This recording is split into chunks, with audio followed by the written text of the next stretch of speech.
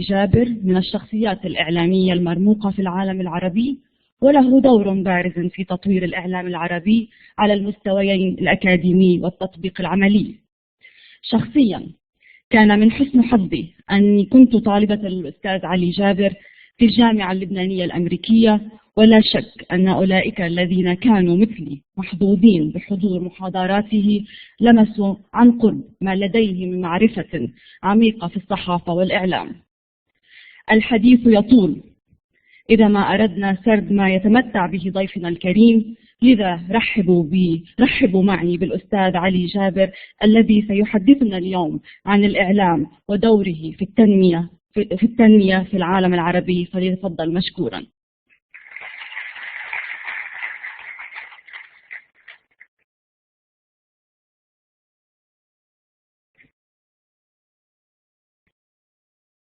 شكرا. هذه السلايد. معالي الوزير، معالي الفريق، حضرة رئيس الجامعة، شكرا لاستضافتي. أنا حضرت الكلمة بالإنجليزي لأنه طلب مني أن أحضرها بالإنجليزي، ولكن يمكن اللي بدي أقوله هم بالعربي، بس هحكيها بالإنجليزي. أنا حضرتها بالإنجليزي. أول شيء أنا بفتخر إنه جامعة حمدان بن محمد الذكية تعزمني لحتى ألقي كلمة، لأنه واسألوا الوالدي أنا مش ذكي، لا بحياتي كنت ذكي لا بالمدرسة ولا بالجامعة. شرف لإلي يعني. حتضحك الوالدة بس تشوفني عم بتكلم. كمان يعني زوجتي، عندي ولدين شباب، الله يخليكم أولادكم، كمان بدهم يعملوا إعلام، وزوجتي يعني جانة بالموضوع، ما بدها إياهم يعملوا إعلام، لأن بتقول لهم كل الوقت إنه ما تصوروا إنه ممكن تطلعوا مثل بيكم مش ذكي، بس كان شوي محظوظ. حد أساسي وكبير. على كل حال شكرا لاستضافتي، أنا فخور بكوني بينكم، وإن شاء الله اللي بدي أقوله يعني ما يصير غضب بعض الموجودين هون اللي هن هيك خبراء في تقنيات المعلومات والتقنيات الحديثة والإعلام الحديث إلى آخره، لأنه بدي أحكي عن أزمة وجودية بالنسبة لنا نحن كإعلاميين وكصحفيين في هذا الوقت بالذات. أزمة وجودية لأنه باعتقادي الصحافة مش موجودة بقى، لأنه الحقيقة أصبحت نسبية وليست قيمة مطلقة، ولأنه أي شيء ممكن يطلع وينتشر ويصدقوا الناس بدون أي رقيب وأي حسيب. وباعتقادي هذا هو مسألة خطيرة جدا لصحة المجتمعات. خليني ابتدي بس الكلمة اللي حضرتها باللغة الإنجليزية واعذروني من الآن. This year, Oxford Dictionary added a new word to the English language. It is called post-truth. Remember this word, post-truth. Since few months now, more words have been introduced in the media and political debate. Phrases like fake news, alternative facts, and truthiness, which is the percentage of truth in something, have all become fixtures in today's conversations. What does that mean? It means that truth has ceased to become an absolute value, and perception has become reality. This has infiltrated the media that we are all exposed to, affected our behavior, and brought seismic change to our political world. Look at Brexit and look at Trump. I want to show you a couple of images, please, that indicate a little bit what I'm talking about, how media messages, regardless of their if they're factual or not factual, has affected our political world. Now, this is the campaign that led Brexit and led Britain outside the European Union. It was portrayed as though those refugees were on the doors of Britain, while these poor Syrian refugees were trying to get into Slovenia. But they were portrayed as knocking on the doors of Britain, while the more problem with Britain was with the labor force coming from Eastern Europe and not from refugees from the Middle East. But Nigel Farage and his people used this to intimidate and to frighten the Brits and convince them to leave the European Union. There's another image. This one also led the campaign of Brexit as well. It indicated that 350 million pounds were being paid a week for the European Union, while they can be paid instead for the National Health Services. It is completely false. This is not true, and it was proven not true. But it was the campaign that led the Brexit plan. Another image. This is the inauguration of Obama, and this is the inauguration of Trump. Now, the Trump camp insisted all the time that the people attending his inauguration were far larger than the inauguration of Obama. Those two pictures were released later on to indicate and to compare. Even though the pictures were published and the indication was that Obama's attendance was far more and bigger than Trump, the Trump camp insisted that they had more numbers and said these are alternative facts. We don't know what that means, but this is it.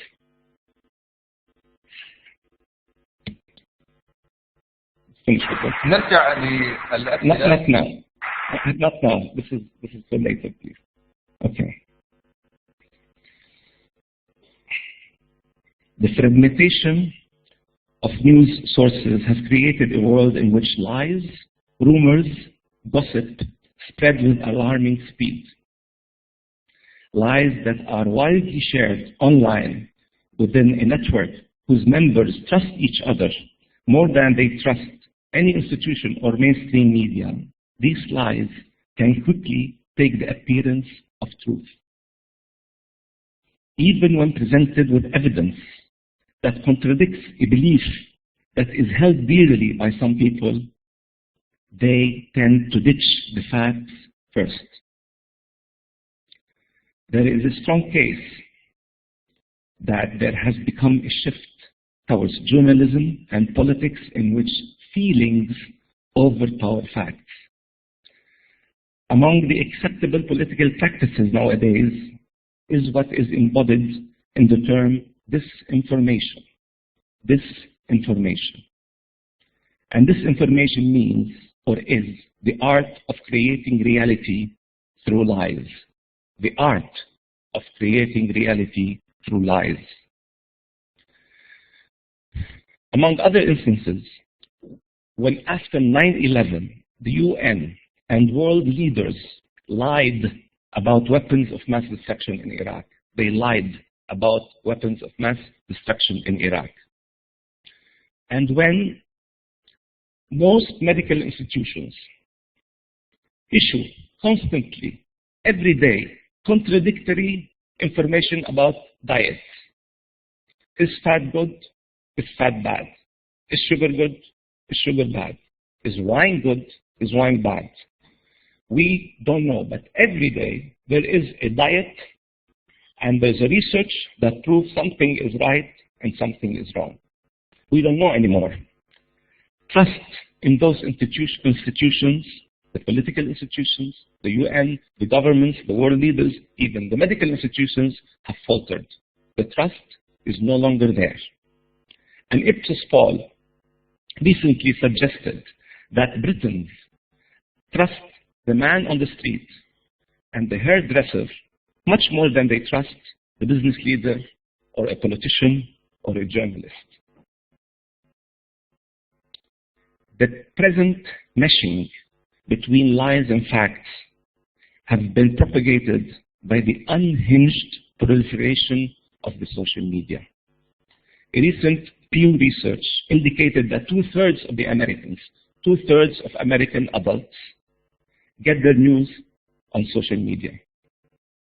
On Facebook, Twitter, or WhatsApp, anybody can be a publisher. Content no longer is filtered or comes in fixed formats and in bundles such as articles in newspapers.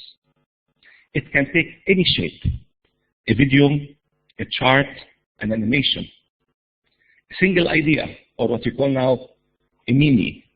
Meme is when this guy from Nusrat restaurant sprinkled salt on the meat and it became viral everywhere.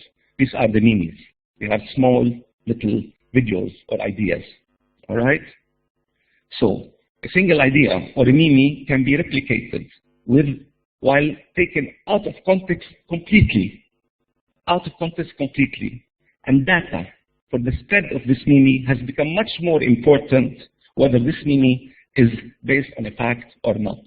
Data of the spread is more important than whether this idea or this meme or this little glitch on the internet is factual or not. The mechanisms of these new media are only now beginning to be understood. It's a very complicated business to understand how the mechanism of the new media operates. We are now beginning to understand how these things behave and go about. One crucial process of this mechanism is called homophilous sorting. Homophilous sorting, which means that like-minded people who think alike, tend to cluster in groups. They want to be in groups of people who think alike, who think like they do. They don't want to see the other point of view whatsoever. The rise of the internet made it possible to serve news tailored to specific types of consumers. News is no longer spread to everybody. I like certain kind of news. I go and look for that particular news from that particular website or whatever. So specific types of news are tailored to specific types of consumers or of audiences. According to Harvard University book, The Wealth of the Networks, individuals with shared interest are far more likely to find each other and strengthen each other's beliefs and to take collective action by shutting out contradictory information. We call it the echo chamber. We speak only to each other, and we hear only the things that we like to hear, and we don't want, or we want to shut out anything that contradicts to my belief, whether it's logical or not, whether it's truth or not, whether it's factual or not, we don't care. I don't like it, I don't want to hear it. Eli Preisberg, an internet activist, back in 2011, expressed worry that Google search algorithms, which offer users personalized results according to what the system knows of their preferences and surfing behavior. So people have surfing behaviors and preferences that they go into computer and they search for. So the computer knows this. Google knows this information. Okay. So Google, they offer personalized results according to what the system knows of their preferences and surfing behavior, would keep people from coming across countervailing news. If I go into Google and Google knows what kind of information I like, it doesn't expose me to any idea I don't like. I can see it.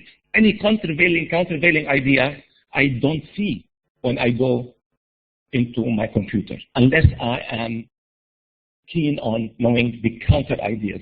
But usually, if I go into any website, they give me the information that I like.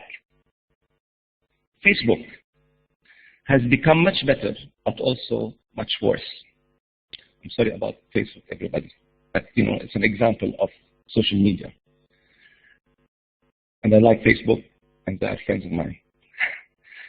Although Mark Zuckerberg insisted that his social network does not trap its users in their own world, its algorithms are designed to populate their news feeds, the news feeds of those on Facebook, with content similar to material that they previously liked.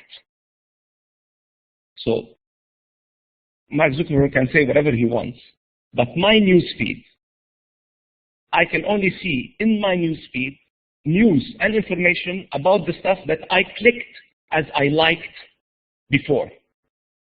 Now, this is very dangerous. Why? Because it prevents me from looking at the truth.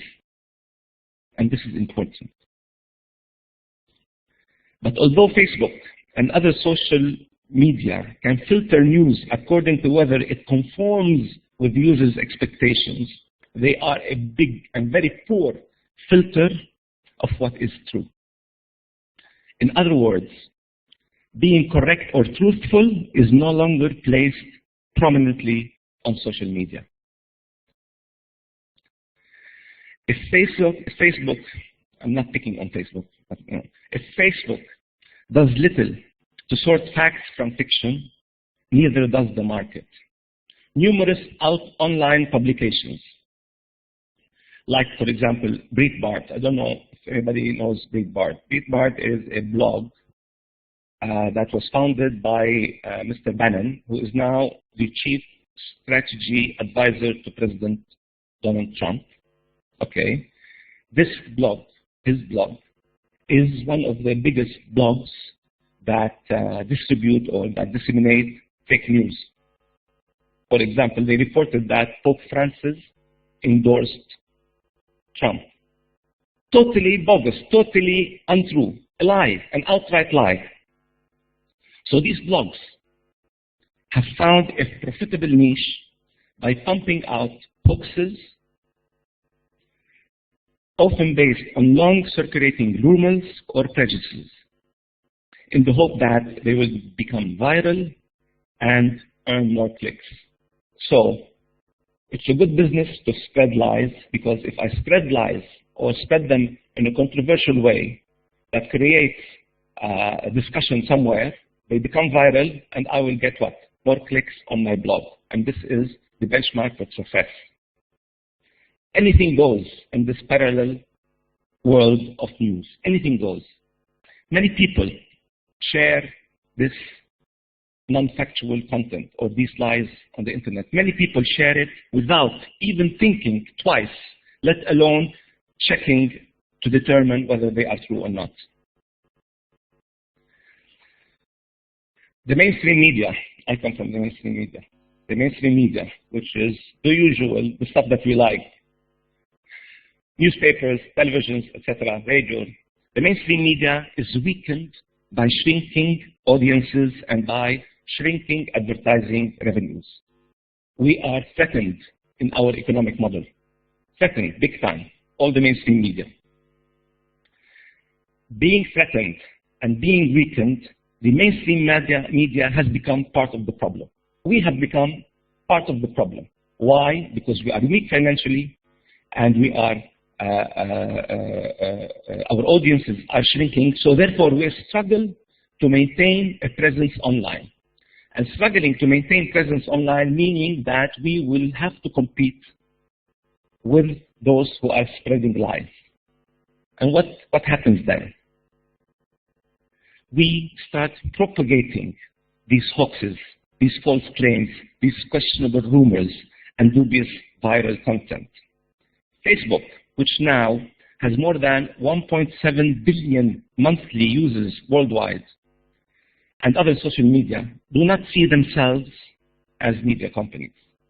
Facebook, Twitter, Instagram, Snapchat, what have you, do not they do not think of themselves as media companies.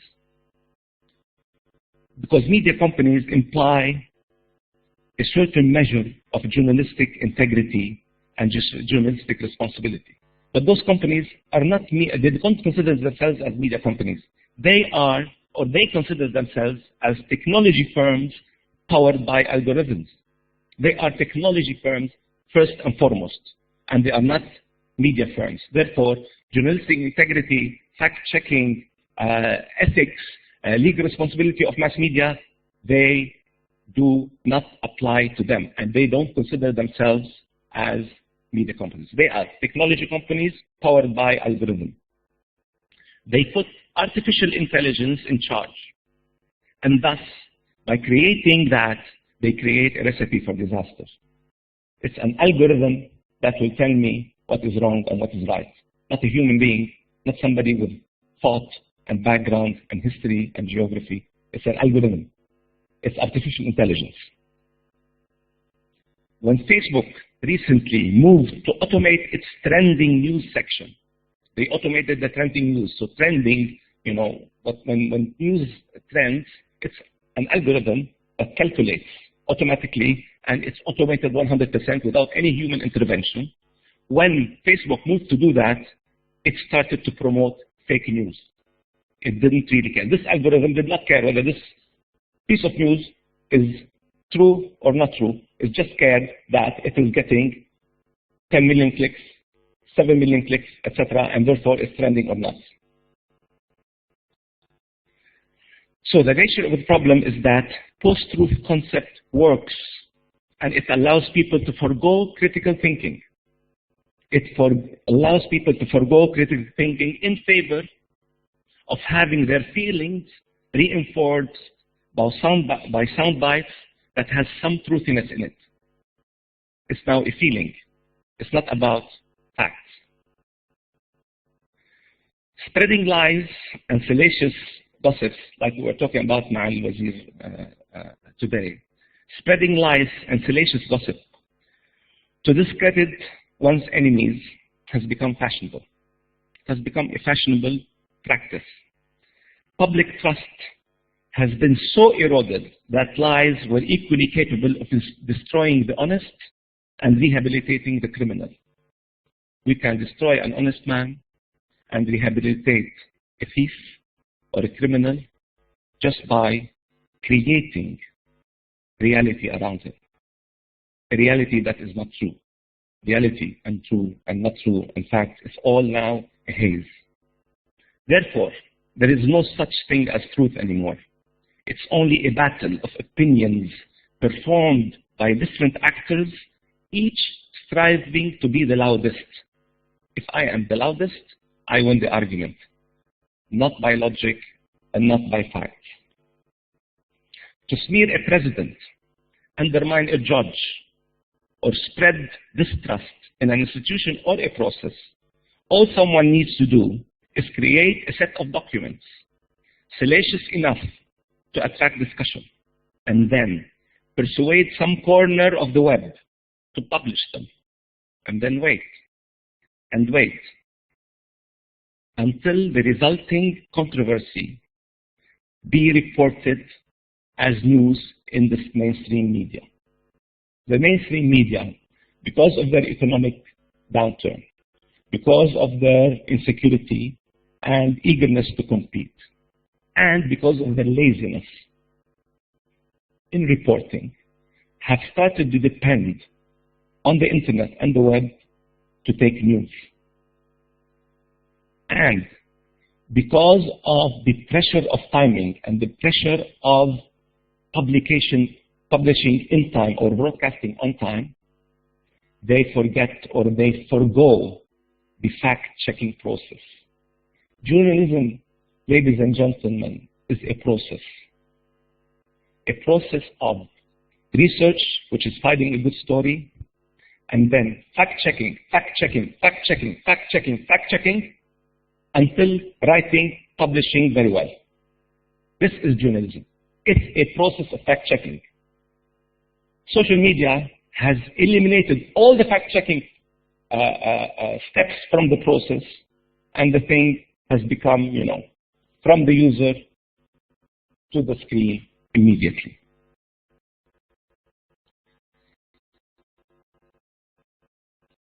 Having said all that,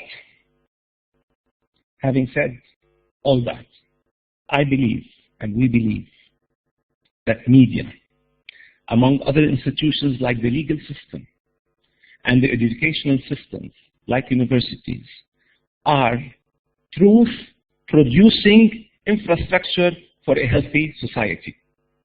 We cannot but be that. Media cannot but be a truth-producing infrastructure for a healthy society.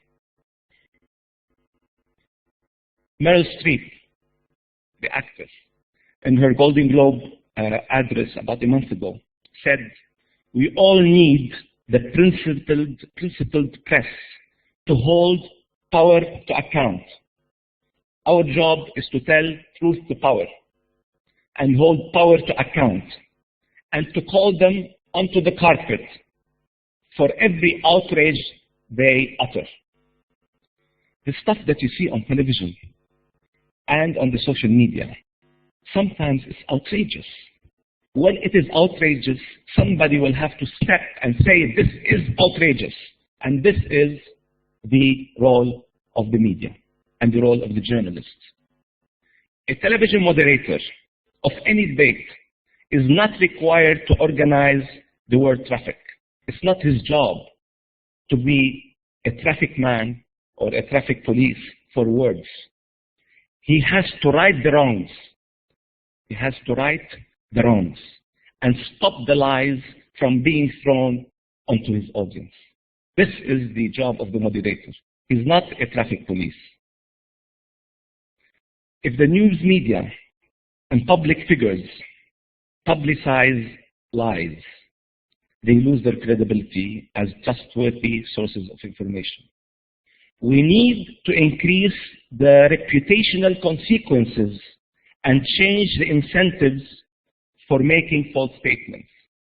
We need to really punish the people who do, on purpose, adopt false statements.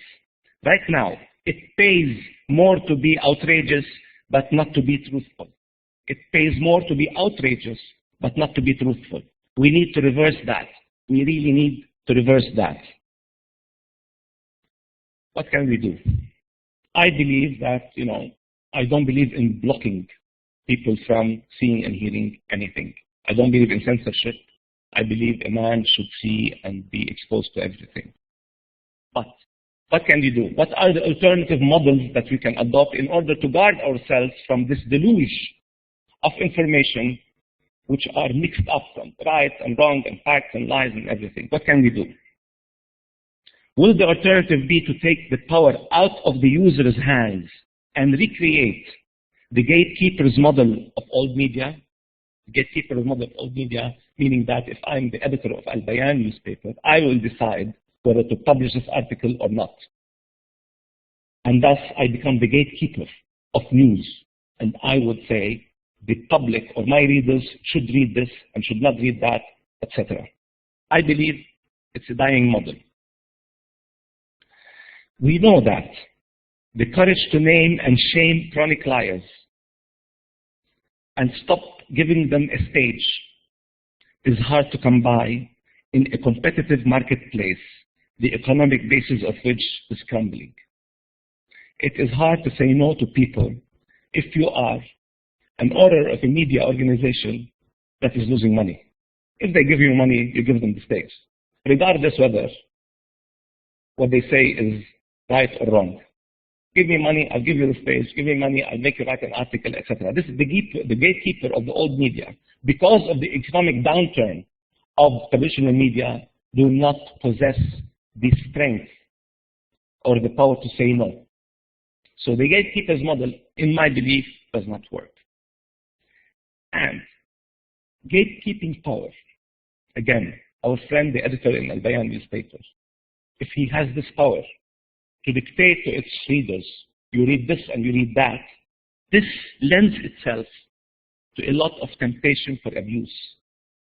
They become, and they will start to think of themselves as, all powerful. I control the knowledge that the people are going to be exposed to, nobody else. And this is abuse. And it will be done, and it has been done before. So is gatekeeping, the old model of gatekeeping, the answer? I don't think so. The plurality of voices is not in itself a bad thing. Vibrant social media are often a power for good. I believe so.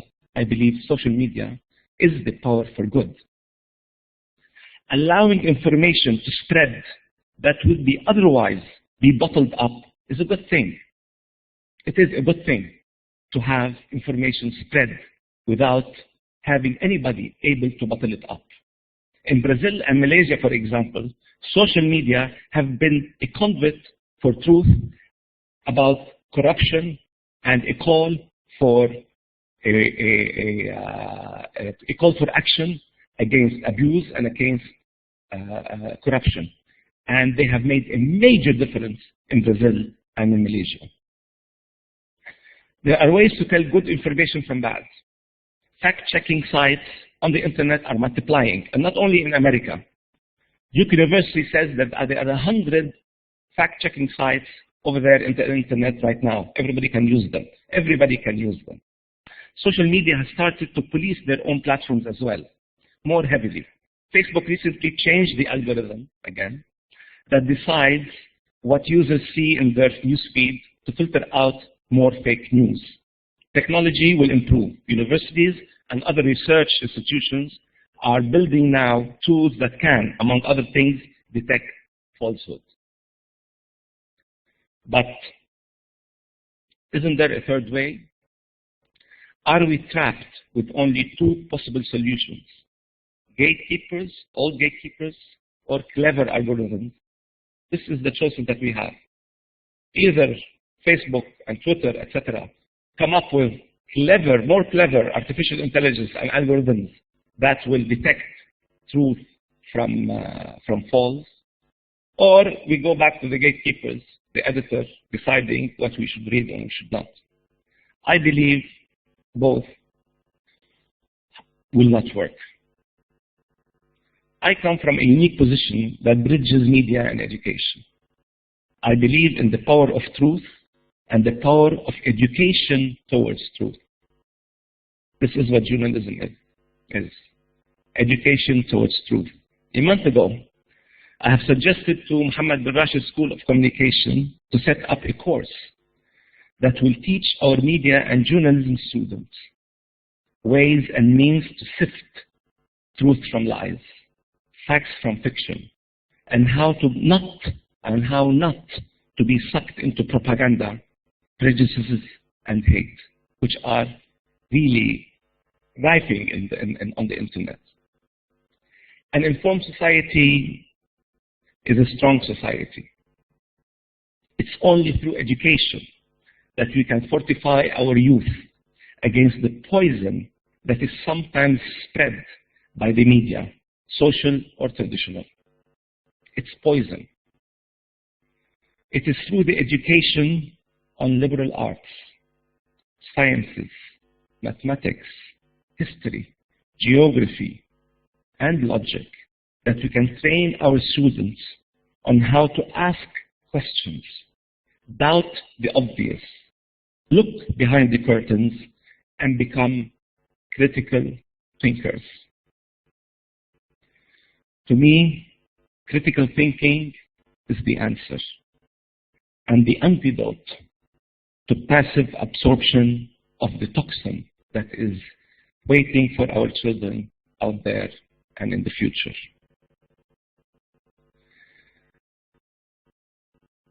A couple of weeks ago, I was honored to ask a question to Sheikh Mohammed bin Rashid in the government summit about this very topic, but applied to the Arab world.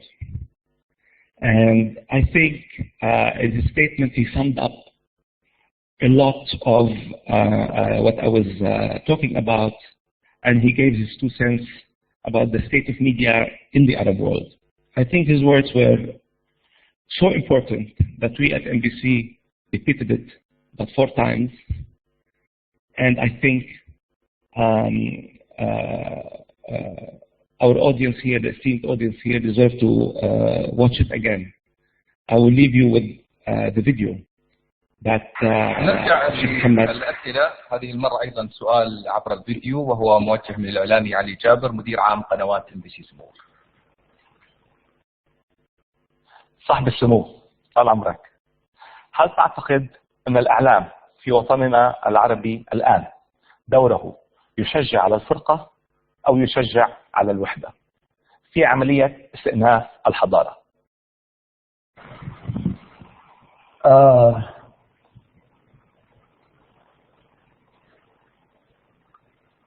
أخ علي، أنت يعني أنا عندي أصدقاء كثير من الإعلاميين،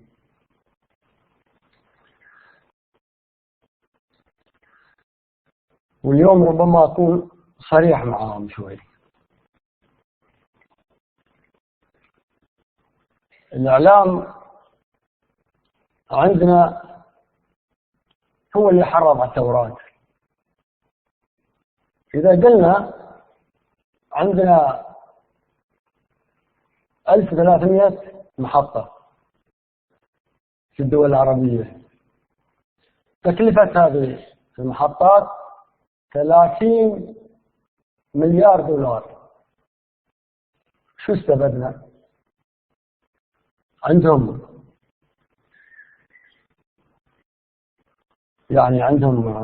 محطات في الطائفية وفي النزاعات وفي الخلافات، وهذا سني وهذا شيعي وكله مسلمين.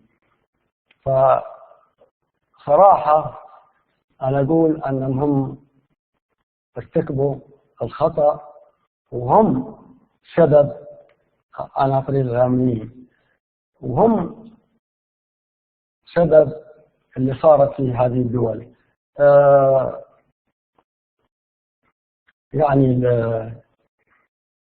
إذا قلنا هذه 1300 محطة، وهذا يسب بعض وهذا يسب الثاني وهذاك يحرض هذا على هذا، فهذا وين صارت وين بقت؟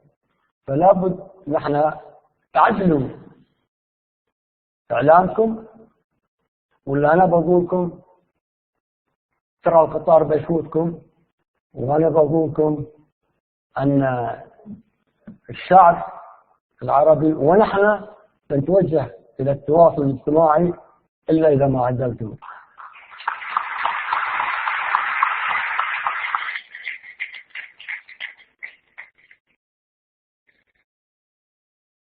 أنا بدي أزيد للشيخ محمد شعر بيت.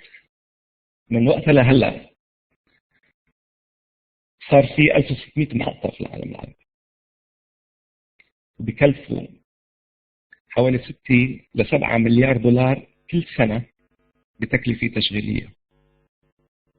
1600 محطة في العالم العربي، فقط 4 محطات منهم عندهم جدوى تجارية، البقية كلهم خسرانين. بدي بس أعطيكم كمان statistics تاني. بهدول 1600 محطة هناك حوالي 900 ألف موظف.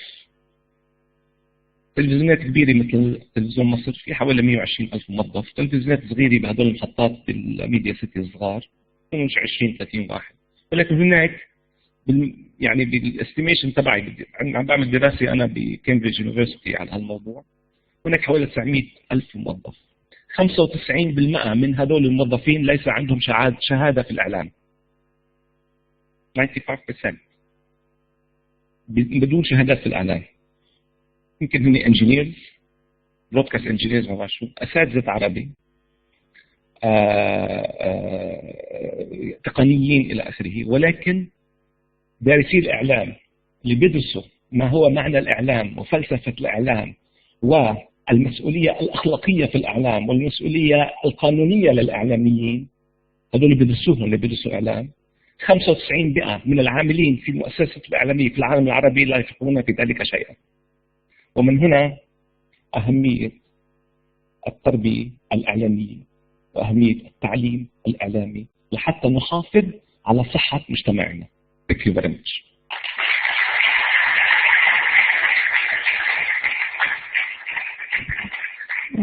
نشكر الأستاذ علي جابر على كلمته الممتعة والمتميزة، وأرجو من ضيفنا البقاء على المنصة. وأدعو الآن المعالي الفريق ضاحي خلفان تميم رئيس مجلس أمناء الجامعة على المنصة لتقديم الدرع التذكاري باسم الجامعة لمتحدثنا الرئيسي الأستاذ علي جابر.